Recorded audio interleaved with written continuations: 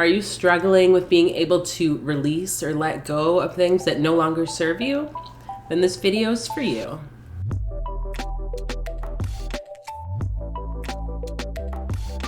Welcome to the channel, everyone. My name's Fola, and here on Deep Mind Squared, we talk all things bridging mental wellness and spirituality for nurses. I myself have had quite the journey with learning how to let go of things, and it's been fun, and sometimes there have been tears, let's be honest. But ultimately, I really do believe that there's such value that can be added to our life when we learn to release or let go. So before we get into all of this, I invite you to hit that subscribe button and the notification bell so that you're updated on future video releases. I have lots of different videos sharing Reiki energy work, topics on psychedelics and microdosing, and other ways in which you can support your healing journey. So for myself, this concept of release and letting go has really been tested lately. And it's funny enough because I was being pulled to a book which I've read before. It's called Open Your Mind to Receive by Catherine Ponder. She is a prosperity author, and she was a non-denominational minister, or whatever you want to call it. She's got a lot of great books. This one's definitely interesting because it's all about, how do you start to receive more in your life? But there was a topic also here about release.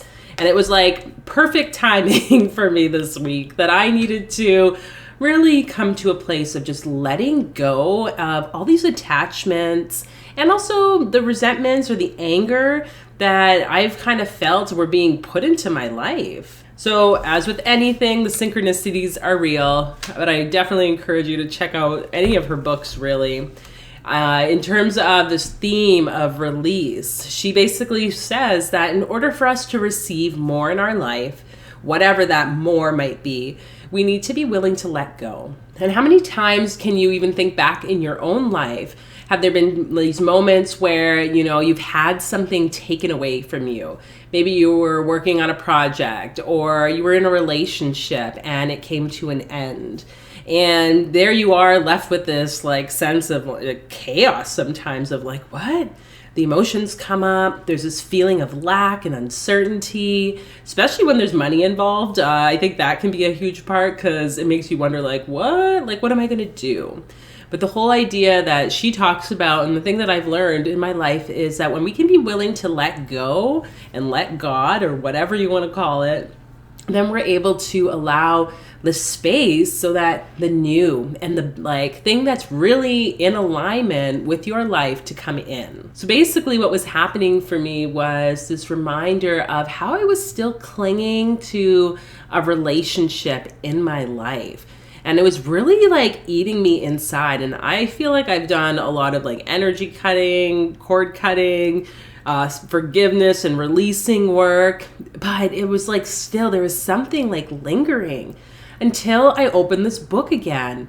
And again, this is why you read things 1,000 times and go with your intuition of what's calling you. But I'm going to read this beautiful statement that Catherine Ponder says in her book.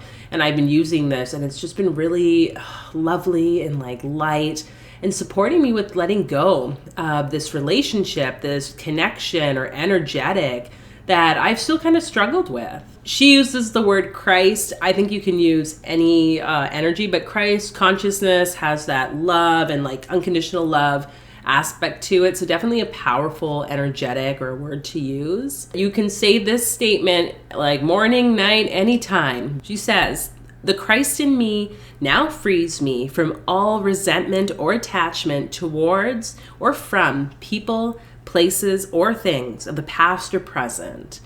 I manifest my true place with the true people and with the true prosperity now." So you can say that as many times as you need to. I'm going to read it again because it's just so powerful.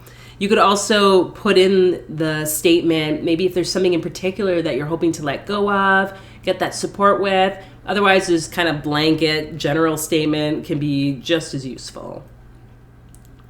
Christ in me now frees me from all resentment or attachment toward or from people, places, or things of the past or present. I manifest my true place with the true people and with the true prosperity now. I'll put that in the description box for you so that you have it. But I just want to invite you to invite that aspect of being willing to let go. And know that when you can let go and release, you are going to welcome in so many better opportunities, better in the sense of that high vibrational thing that matches and wants to take you to your true path, not what you've thought it might be. And it's not that those things didn't serve you or that they weren't you. It was that vibration at which you were vibrating at, it's now shifted, that frequency. So you have to be willing to let go. And I think right now there's a lot of that. I've had a lot of change, not just within relationships recently, but also within my physical spaces that I'm occupying, around my concepts of how I want to show up with different projects in my life. And I'm learning to really see what I want to keep and what I want to let go of, and asking my intuition, that place of the womb, tuning in, meditating, and being willing to hear what maybe I might not want to hear, because that definitely happens too. So let us know in the comments, where are you in terms of this idea of letting go and letting God, so that you can start to step more into that true prosperity, that true path with the true people that are meant for you. And feel free to like and share this video with anyone that you think might need to hear this message today. And I look forward to seeing you all in another video. Take care.